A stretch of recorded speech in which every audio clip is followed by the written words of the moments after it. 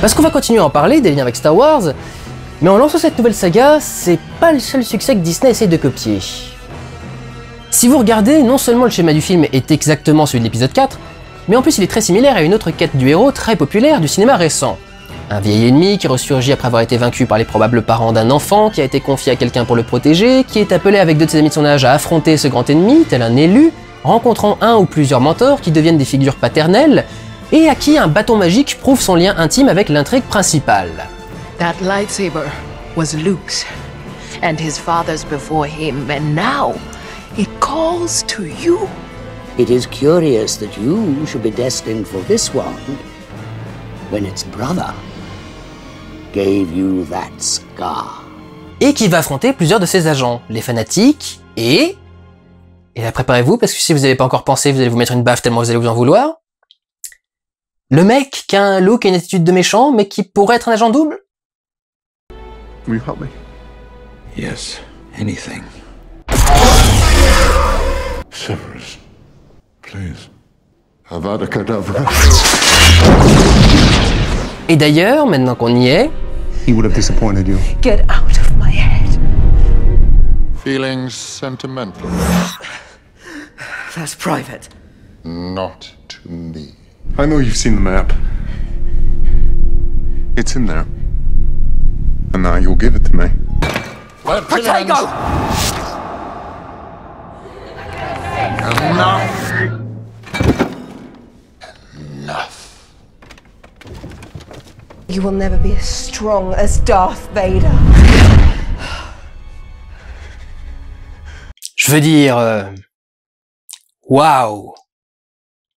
Plus c'est gros, plus ça passe, hein. Et Rogue One, qui au choix va bientôt sortir, ou est sorti quelques jours avant, c'est pourquoi j'en avais tort. La nana qui est plus ou moins forcée de rejoindre un mouvement de résistance parce qu'elle est destinée à faire tomber le pouvoir en place. L'imagerie... Ça vous rappellerait pas un peu Hunger Games? On en revient toujours au même problème, c'est plus un film ce truc, c'est un projet de franchise. C'est la définition la plus pure du film de commande, et le pire c'est que je crois qu'ils sont complètement à l'aise avec ça. Il y a plein de gens qui se sont plaints des bonus des DVD et Blu-ray parce qu'ils avaient rien à dire et qui passaient leur temps à faire de la promo. Vous vous attendiez à quoi? Tout ce qu'ils ont à la bouche, c'est qu'ils voulaient évoquer la trilogie originale. Ils ont rien créé de neuf. Donc ils ont rien à vous montrer. JJ is very adamant that we kind of go back to the core aesthetics that made the original trilogy so great. We wanted to go back, put the audience back. He said he was working on drawings that I'd done 36 years ago. That would give us that spark, that feeling that you have when you watch Star Wars. Donc bien sûr qu'ils ont rien à raconter. Tout ce qu'ils disent, c'est qu'ils ont voulu reprendre l'original. Il y a aucune création dans ce film. Ils ont juste repeint les vaisseaux de l'Empire en noir, bordel. C'est comme Starkiller par rapport à l'Étoile de la Mort, ils sont plus grands, c'est tout. Et il y a juste un problème avec ça, c'est que dans l'espace, on gère mal les proportions et les distances. Donc, comme on voit pas les vaisseaux de la trilogie originale à côté des nouveaux, naturellement, d'eux-mêmes, ils font pas plus gros. Tous les designs sont faits pour évoquer les originaux. Maz, un petit personnage excentrique, coloré, multicentenaire et qui ressent la force. Yoda, Kylo et Vador, Snoke et l'Empereur, Hux et Tarkin, Rey et Luke, Poe et Han, Finn et Lando, BB-8 et R2-D2. Le seul design un peu original et franchement, c'est surtout simple. It's like a snowman without a chest. Voilà, c'est un bonhomme de neige sans le... Putain de merde. Et ça, là, c'est quoi? Les plantes de Mario Bros? Le sarlac et la créature dans le compacteur d'ordures? Une vieille allusion à Indiana Jones bien inutile? Don't tell me a Rathar's got loose. Did you just say Rathar? I'm hauling Rathars. Les Raftars. Les Raftars, ça me dit quelque chose. Les Raftars. You're holding Raftars. Oh mon dieu. You bred raptors. C'est le moyen le plus pathétique que j'ai vu pour trouver un nom de créature. Les noms que trouvait George Lucas ressemblaient à rien, mais au moins c'est ça qui leur donnait un aspect un peu extraterrestre. Là c'est... pitoyable. Degré 0 de créativité. Enfin si, il y en a, mais pas aux bons endroits, ou au premier plan. Les planètes en manquent cruellement, par exemple. Je veux dire, merde, c'est Star Wars! On y va pour retrouver certains éléments, mais on y va surtout pour découvrir de nouveaux univers. Alors ok, on ne voit que des nouvelles planètes, mais elles sont toutes faites pour en évoquer d'autres. Jakku c'est Tatooine quoi, ils essayent même pas de le maquiller. Et je sais que j'ai dit ça pour Interstellar, mais c'est de la SF putain, c'est tout ce que vous avez. Regardez ce que je vais faire. Ça prend 3 clics. Enfin! Regardez-moi ça! Takodana, la planète où se trouve Maz, ou celle qui abrite la résistance, c'est Yavin! La planète qui devient Starkiller, c'est Hot! Et ça, putain, venant du mec qui a fait ça dans Star Trek, tu pourrais te dire que quand même, au moins foutre un coup de palette graphique sur les arbres qui poussent! Pas du rouge parce que c'est les Jedi, mais du bleu! Et puis je sais pas, moi, des fleurs de couleurs bizarres, enfin un peu de créativité, merde! Pourquoi tu te la pètes avec tes nouvelles planètes si tu fais autant d'efforts pour évoquer les trilogies? Et c'est en ça qu'on trahit Star Wars. Les gens voulaient revoir du Star Wars, mais faire un remake de la trilogie originale, c'est pas revoir du Star Wars, c'est juste revoir Star Wars. Il y a une différence entre un reflet et une copie. Ce qu'a fait kiffer les gens en 1977, c'est de découvrir tout cet univers qu'ils n'imaginaient même pas et qui était tellement riche. Et c'est aussi pour ça qu'on a kiffé la prélogie à sa sortie, et qu'avec le temps, le ton a commencé à jouer contre la saga. Mais c'est bien la créativité qui définit Star Wars. Les Wookiees, les sabres laser, les vaisseaux géants et usés, les races d'aliens. Et dans la suite, on a eu la Cité des Nuages et Yoda, et Je suis ton père. Et après les Ewoks, Vador qui retourne vers la lumière, Leia qui est la sœur de Luke, Jabba le Hutt. Putain, c'est ça Star Wars. C'est du neuf, de l'inconnu. C'est pas juste un voyage. C'est un voyage dans des univers que vous n'imagineriez pas. Pas dans des univers que vous avez déjà vus ou qui font tout pour évoquer autre chose.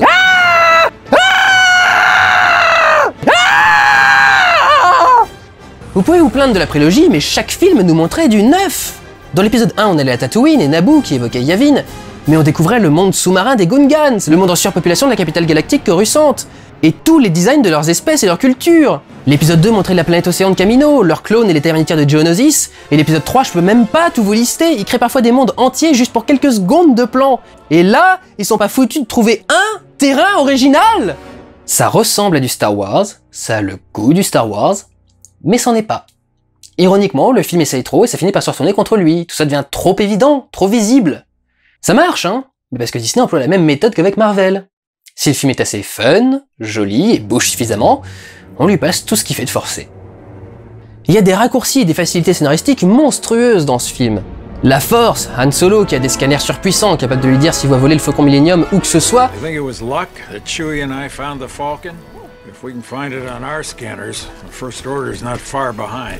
Mais personne n'arrive à faire matcher une carte avec tout ça de planètes comme repère avec les galaxies qu'ils ont répertoriées. Ça fait depuis que Luke a disparu que R2-D2 est en mode économie d'énergie parce qu'il fait une simple recherche dans ses bases de données. Qu'est-ce qu'il réveille à la fin exactement? Il a entendu que Starkiller était détruite et hop! Comment il savait qu'il devait attendre la destruction de Starkiller, la base du Nouvel Ordre? Parce que ça fait avancer le script. Uniquement.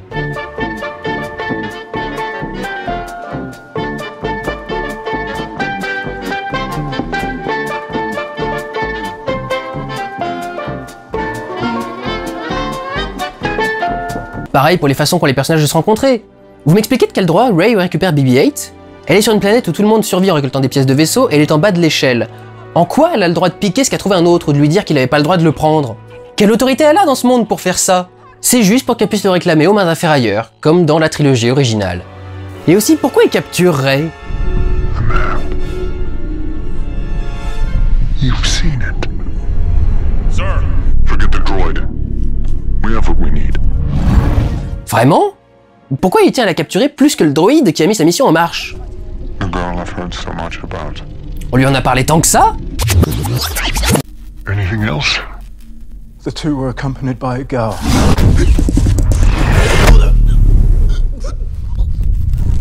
What girl? On lui a dit que BB-8 s'était échappé avec un Stormtrooper et une fille, et lui, il s'est concentré sur la fille.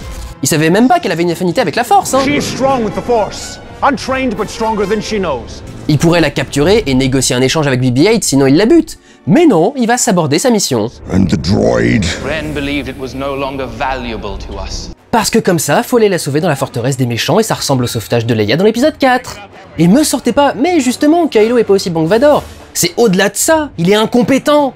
Le mec il vient de voir que la nana reçoit la force et il la laisse isolée avec un Stormtrooper. C'est pas laisser passer une erreur à laquelle t'étais pas préparé, c'est être un con. Et à la fin, comment Kylo a dépassé Rey et Finn alors qu'il est blessé? Pour qu'on puisse avoir un duel. Vador attendait Kenobi dans le hangar, mais lui, blessé par une flèche de Chewbacca, qui bizarrement n'a pas explosé alors qu'on a pu là-dessus plusieurs fois, arrive avant? Comment un mec qui est censé faire partie d'un groupe d'assassins, même blessé, se fait battre par des bleus? Rey à la limite, mais Finn? Oui, enfin vous êtes sympa, déjà quelle était l'urgence à arrêter son entraînement, et ensuite il a quand même un entraînement, et même s'il est blessé, vous pouvez pas tout faire déchirer à Rey et rendre le seul mec entraîné du film nul. D'ailleurs, qui sont les gens massacrés par Kylo? Et qu'est-ce qui brûle là au fond? C'est le temple Jedi ou c'est Luke qui sait pas faire un barbecue? Peu importe, vous aurez pas le temps de vous poser la question. Il y a des trucs qui explosent, des arbres qui tombent, un duel au sabre laser qui n'a plus rien d'un art de combat mais qui est devenu des gens qui se tapent dessus avec des bâtons. Tenez, je vais vous montrer comment ça fonctionne. What happened to you? What happened? I got thrown from the crash. I woke up at night, no you, no ship, nothing. You completed my mission, Finn. That's my jacket. Oh. No. Keep it suits you. Wow. En effet, Po, tu t'es barré de Jakku pour rejoindre le QG de la Résistance, abandonnant derrière toi ton droïde et la fameuse carte si importante et secrète qu'il fallait absolument que tu récupères, et dont tu viens de confier l'existence à un ex-Stormtrooper qui pourrait complètement te raconter des bobards pour avoir des informations et qui... Quel déconneur, il a pris ton manteau. J'ai complètement oublié que le meilleur pilote de la Résistance est un putain de lâche. Vous voyez comment ça fonctionne? Et puis les Hug, on les a abordés, mais ça, on en parle aussi? Han Solo. I feel like he's the father you never had. Elle le connaît depuis 3 heures! Bordel! C'est pas parce qu'on vit des émotions fortes qu'on développe un Oedipe sur le premier mec avec des cheveux grisonnants qu'on rencontre. Le film fait exprès de passer à 200 à l'heure sur la présentation des personnages uniquement pour nous semer. En plus de rester flou sur les dilemmes et de copier les enjeux des originaux. Et c'est là que ça pose problème. Avec des personnages qui se connaissent à peine et qui font déjà comme s'ils avaient des relations établies sur 10 ans, plus le rappel qu'on suit la trame de Star Wars, ces choses perdent leur impact. Si vous vous êtes laissé prendre par les astuces, vous avez peut-être senti quelque chose à la mort de Han. Mais si vous avez senti les parallélismes, dès que vous avez vu ce plan, vous avez compris ce qu'allait se passer. Et vous vous êtes pas dit « Non !» Vous vous êtes dit « Évidemment ». Ça fait tellement longtemps qu'on sait qu'Harrison Ford aime pas le personnage et que Kasdan voulait le faire mourir. On n'est pas choqué, on s'y attendait, c'est tout. Et c'est ça, c'est tout. Donc c'est pas assez. Parce que ça devient anecdotique, oubliable, même dans le rendu visuel de la scène. Han Solo se fait poignarder hors cadre. Revoyez toutes les morts de Star Wars, pourquoi elles marquent? Parce qu'elles sont en plan large. On voit le sabre passer à travers Obi-Wan, on voit le sabre couper la main, dans les deux. On voit Anakin décapiter Dooku, on voit Qui-Gon se faire transpercer. Et vous savez pourquoi c'est mieux? Parce que la perte est palpable. Non seulement Luke connaît le vieux Ben depuis toujours, mais en plus il n'y a pas de doute possible, le personnage est mort. Et c'est d'autant plus frappant que c'est réel, et c'est d'autant plus réel qu'on le voit à l'écran, dans toute sa violence, détruire des liens concrets et correctement présentés. Et là il se fait poignarder hors cadre. On a un plan de dos très rapide, et il faudra vraiment qu'on m'explique comment Ben a incliné son sabre à 90 degrés et pourquoi il n'a pas utilisé sa fameuse garde. Et c'est pas assez violent. Il y a une autre mort par sabre laser de la main de Finn, parce qu'apparemment tous les nouveaux personnages de cette nouvelle trilogie ont une affinité avec la Force. Mais c'est un Stormtrooper, et c'est pas pour rien, c'est parce que comme on voit pas son visage ni le sang couler, on peut le montrer sans être interdit aux moins de 12 ans. Dans les autres épisodes, on décapite, on ampute, et d'accord, le plan large est fait pour être moins visuel, mais conserve aussi le choc, l'inéluctable. Ici, on veut surtout pas se manger une interdiction, donc on détourne l'attention avec plein de cuts et encadrant plus haut, donc logiquement, on réduit l'impact. Et c'est typique de Disney, donner l'impression de... Il y a déjà des gens qui pensent que c'est une fausse mort et qui va revenir dans l'épisode 8, tellement c'est atténué. C'est censé être le passage le plus marquant du film, et c'est devenu une blague. Et si la scène vous a fait ressortir quelque chose, souvenez-vous ce qu'a dit Obi-Wan.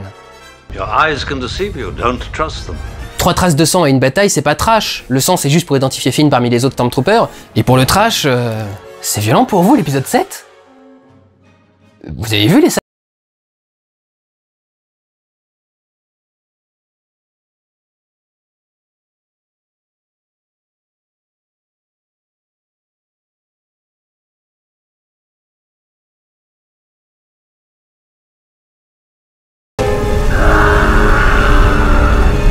Et le pire, c'est que c'est exactement ce qu'on craignait. Un projet commercial et aseptisé, un Star Wars pour enfants avec l'apparence mais pas le contenu. Sauf que ça fait 1 an qu'il est sorti et qu'on gueule toujours pas vraiment. Même pas quand on aura des belles promesses concernant les effets spéciaux et qu'on finit avec tous faits par ordinateur. Et si je peux commencer par là, vous pensiez que ça voudrait dire quoi, le plus d'effets spéciaux réels possible? Vous pensiez qu'ils allaient prendre des maquettes pour faire les vaisseaux? Qu'absolument tous les décors allaient être construits en réel? Que tous les aliens seraient en prothèse ou en animatronique? Mais c'est bien trop cher, ça prend trop de temps et c'est beaucoup plus restreint en termes de mouvement de caméra et de choix créatifs. 2100 plans truqués. C'est clair que la saga est faite pour faire plaisir aux déçus des épisodes 1, 2 et 3. Et c'est ironique quand on vient dire qu'on refait un Star Wars à l'ancienne et qu'on fait exactement la même chose que la prélogie. Parce qu'ils peuvent se vanter de tourner en pellicule ou avec des effets réels, mais au final le film a été fait comme n'importe quel blockbuster actuel. Et le modèle de production des blockbusters actuels a été inventé par la prélogie. C'est pour ça que je dois retrouver profondément ingrat de se plaindre de la qualité des effets spéciaux. Bien sûr qu'ils ont vieilli, c'est avec eux qu'on a développé une nouvelle façon de faire des films. Et c'est ça Star Wars, c'est un récit tellement ouf qu'il faut dépasser les limites, inventer de nouvelles technologies pour le porter à l'écran. Chaque film a toujours connu au moins une scène qui révolutionnait le possible, où il fallait créer une technique spécialement pour le film. Là ils ont fait comme tout le monde. décor studio complété en numérique, quelques vrais extérieurs pas trop éloignés du studio, à moins que ce soit payé par Abu Dhabi, et trucage en 3D. Le découpage technique de l'épisode 7 est exactement celui qu'a développé la prélogie. Non, même vous savez quoi?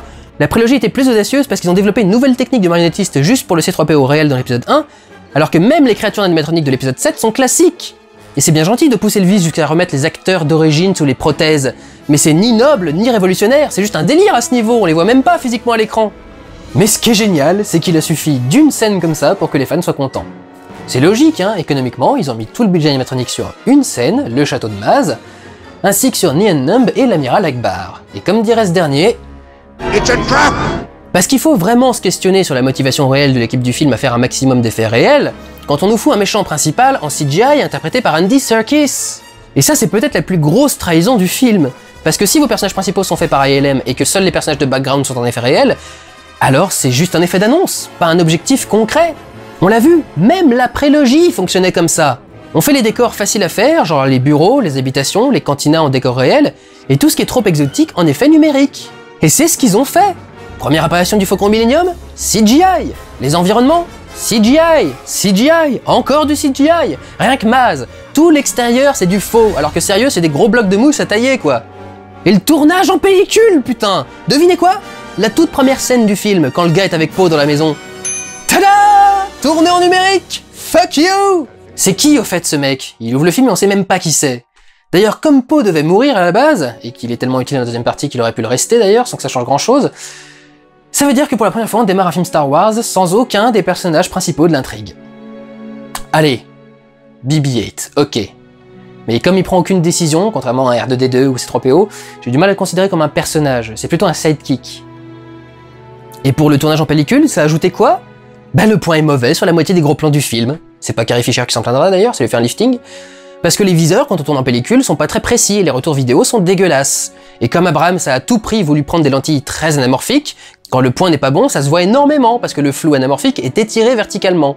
Et je suis désolé, mais un blockbuster où les 3/4 des gros plans sont flous, pour Star Wars, c'est cher payé pour une image de toute façon, traitée numériquement et scannée de façon ultra précise. Ce qui les a pas empêchés, par exemple, d'aller jusqu'à simuler un tremblement du texte déroulant du début pour faire comme si on avait fait le truc à l'ancienne.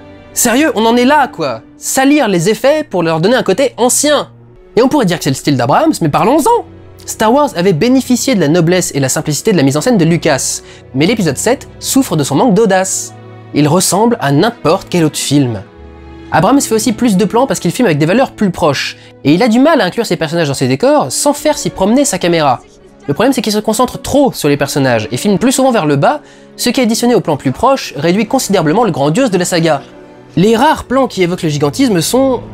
rares. Genre dans l'entrepôt des vaisseaux du Premier Ordre, on ne filme jamais la porte et le hangar en entier. Ce qui étouffe l'espace, empêche de réaliser sa grandeur, et ça rend cheap alors que même le 4 le faisait, lui. Et c'est logique. Plus le plan à truquer est large, plus il est long à filmer et cher à traiter en post-prod. Donc quand Disney te pousse au cul, bah tu réduis tes plans, et donc le grandiose du film. Alors que c'était pas nécessaire, putain, c'est Star Wars, une licence dont on a attendu le début, 20 ans. Et c'est Disney qui roule sur l'or, il y avait aucun besoin de le rusher à ce point ce film. Regardez la base de la résistance, quoi. On dirait le parking d'une salle des fêtes, il y a à peine la place d'organiser un apéritif. Regardez les plans de Lucas, regardez comme le film semble vous inviter à quelque chose de grand.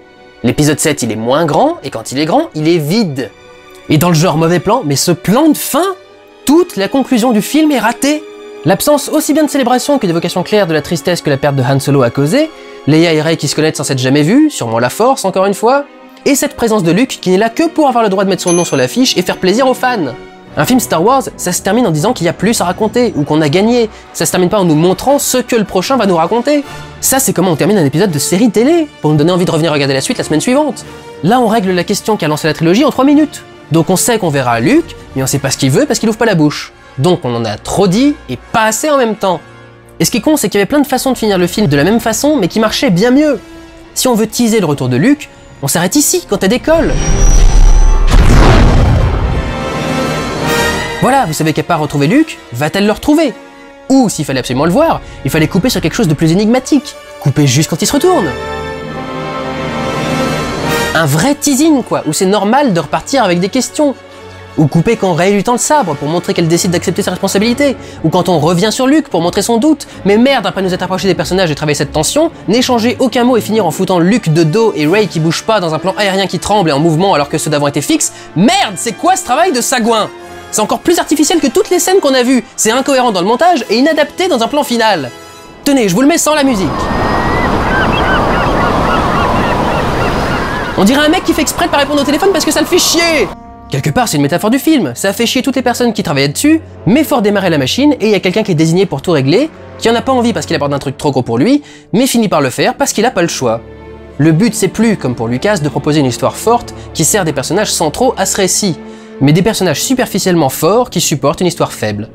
Écoutez comment se termine le script. As our music builds, the promise of an adventure just begins. The end. La promesse d'une nouvelle aventure. C'est officiel.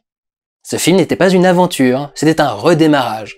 Une bande-annonce de 2 heures, avec les mêmes informations et des mystères sur les mêmes points.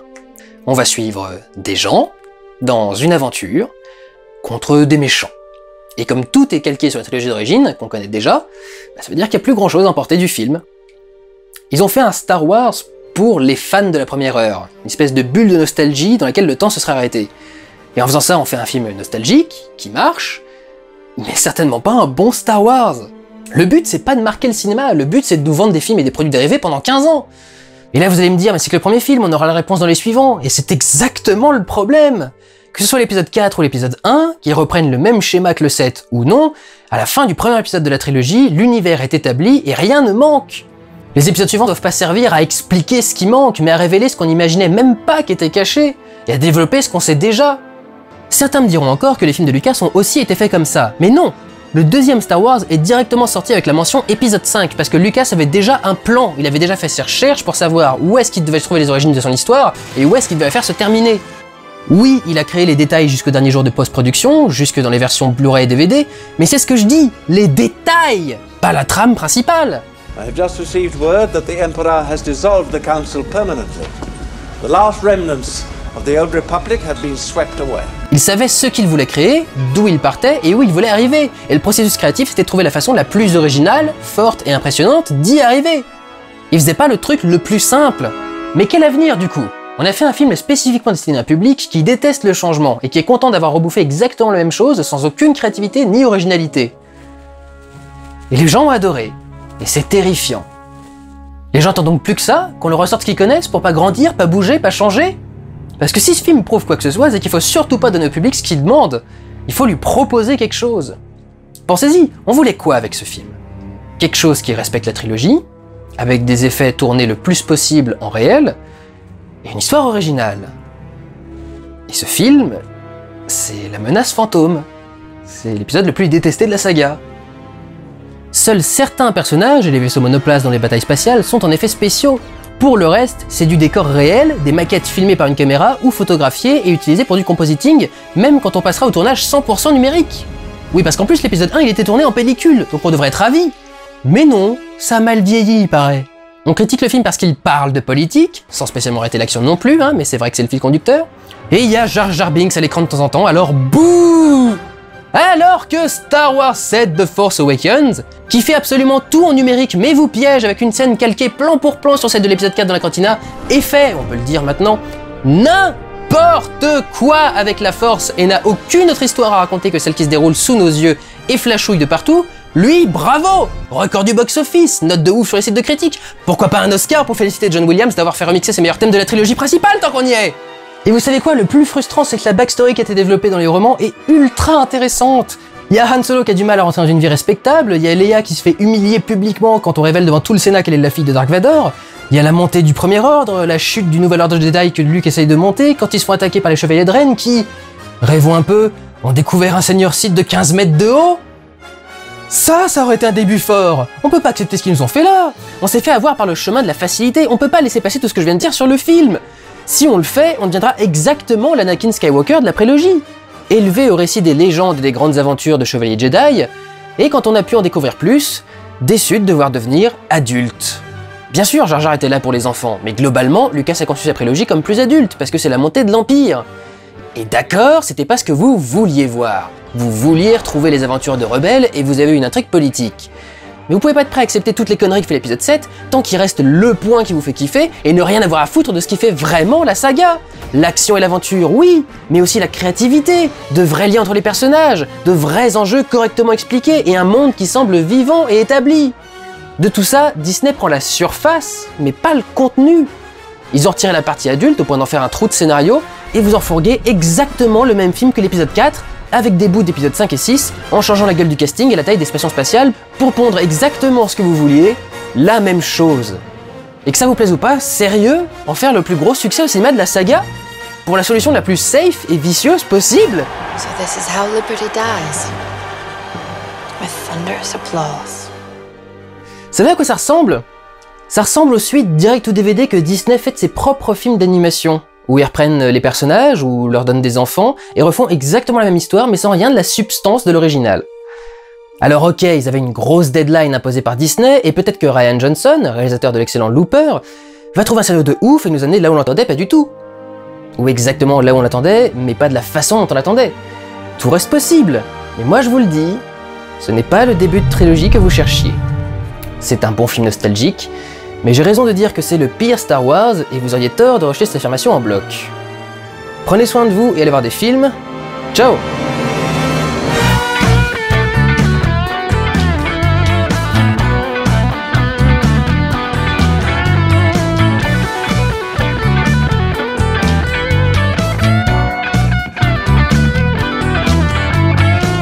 Bienvenue dans ce Pourquoi j'ai raison, vous avez tort, qui sera consacré plus encore qu'à Star Wars 7, aux Star Wars sortis l'année précédente.